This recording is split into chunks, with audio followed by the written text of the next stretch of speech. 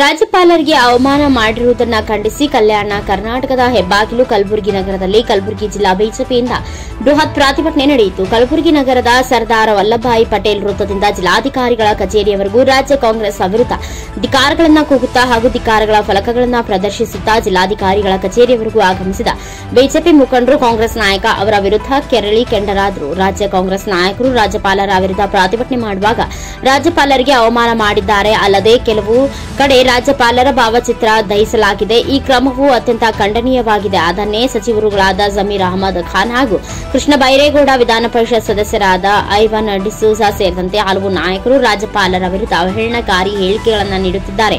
ಅಲ್ಲದೆ ಇನ್ನು ಕೆಲವು ಕಡೆ ದೇಶದ ಹೆಮ್ಮೆಯ ಪ್ರಧಾನಿ ಅವರ ಬಗ್ಗೆ ಅಪೇಕ್ಷಾರ್ಹ ಹೇಳಿಕೆಗಳು ನೀಡುತ್ತಿದ್ದಾರೆ. ಕೂಡಲೇ ಪೊಲೀಸ್ ಇಲಾಖೆ ಇದನ್ನು ಗಂಭೀರವಾಗಿ ಪರಿಗಣಿಸಿ ಸ್ವಯಂ ಪ್ರೇರಿತವಾಗಿ ದೂರು ದಾಖಲಿಸಿಕೊಳ್ಳಬೇಕು ಎಂದು ಬಿಜೆಪಿ ಮುಖಂಡರು ಆಗ್ರಹಿಸಿದರು. ಈ ಸಂದರ್ಭದಲ್ಲಿ ಗ್ರಾಮೀಣ ಬಿಜೆಪಿ ಅಧ್ಯಕ್ಷ ಶಿವರಾಜ್ ಪಾಟೀಲ್ ರದ್ದೇವಾಡಗಿ, ಕಲಬುರಗಿ ಗ್ರಾಮೀಣ ಶಾಸಕ ಬಸವರಾಜ ಮತ್ತಿಮೋಡ್, ಚಿಂಚೋಳಿ ಶಾಸಕ ಅವಿನಾಶ್ ಜಾಧವ್, ಸೇಡಂ ಮಾಜಿ ಶಾಸಕರಾದ ರಾಜ್ಕುಮಾರ್ ಪಾಟೀಲ್ ತೆಲುಕೂರ್, ಕಲಬುರಗಿ ದಕ್ಷಿಣದ ಮಾಜಿ ಶಾಸಕರಾದ ದತ್ತಾತ್ರೇಯ ಸಿ ಪಾಟೀಲ್, ರೇವೂರು ವಿಧಾನ ಪರಿಷತ್ ಸದಸ್ಯರಾದ ಶಶಿಲ ನಮೋಶಿ ಸೇರಿದಂತೆ ಅನೇಕ ಬಿಜೆಪಿ ಮುಖಂಡರು, ಕಾರ್ಯಕರ್ತರು ಪ್ರತಿಭಟನೆಯಲ್ಲಿ ಉಪಸ್ಥಿತರಿದ್ದರು. Mallikarjun Sangolgi, NKST 4 news, Kalaburagi.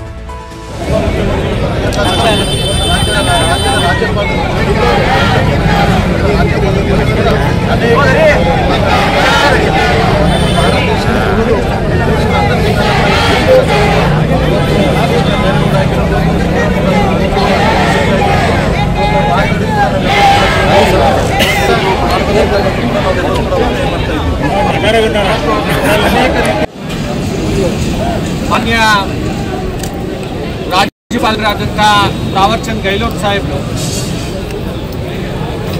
ಮಾನ್ಯ ಮುಖ್ಯಮಂತ್ರಿಗಳ ಮೇಲೆ ಎನ್ಕ್ವೈರಿ ಮಾಡಬೇಕು ಅಂತ ಅನ್ನೋದನ್ನು ಅವರು ಪತ್ರವನ್ನು ಇವತ್ತಿನ ದಿವಸ ಅದನ್ನು ಒಪ್ಪಿಗೆಯನ್ನು ಇವತ್ತಿನ ದಿವಸ ಸೂಚನೆಯನ್ನು ಮಾಡಿ ಇವತ್ತು ಕೊಟ್ಟಿದ್ದಾರೆ. ಆ ಒಂದು ಇನ್ವೆಸ್ಟಿಗೇಷನ್ ಮಾಡೋಕ್ಕೆ ಮುಖ್ಯಮಂತ್ರಿಗಳು ಇದನ್ನು ಇನ್ವೆಸ್ಟಿಗೇಷನ್ಗೆ ಸಹಕಾರವನ್ನು ಕೋರಿ ನಾನು ಯಾವುದೇ ರೀತಿಯಿಂದ ಇದರಲ್ಲಿ ಭ್ರಷ್ಟಾಚಾರ ನಡೆದಿಲ್ಲ ಅಂತ ಹೇಳಿ ಅವರು ಮುಂದೆ ಬಂದು ರಾಜೀನಾಮೆಯನ್ನು ಕೊಟ್ಟು ಇವತ್ತು ಅದಕ್ಕೆ ಸಹಕಾರವನ್ನು ಕೊಡಬೇಕಾಗಿತ್ತು. ಆದರೆ ಕಾಂಗ್ರೆಸ್ನವ್ರಿಗೆ ಏನಾಗ್ಬಿಟ್ಟಿದೆ ಅಂತಂದರೆ ಅವರಿಗೆ ಅಧಿಕಾರನೇ ಬಹಳ ಮುಖ್ಯ ಆಗಿದೆ.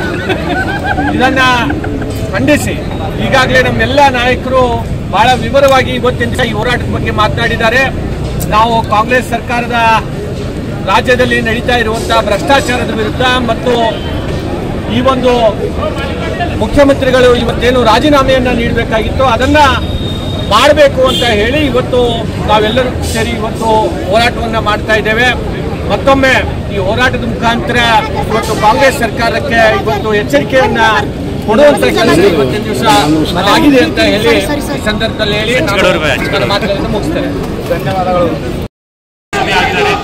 ಅದಕ್ಕೆ ನಾವು ಇನ್ನೊಂದ್ಸಾರಿ ನಾವು ಪ್ರತಿಭಟನೆ ಮಾಡ್ತಾ ಇದ್ದೀವಿ.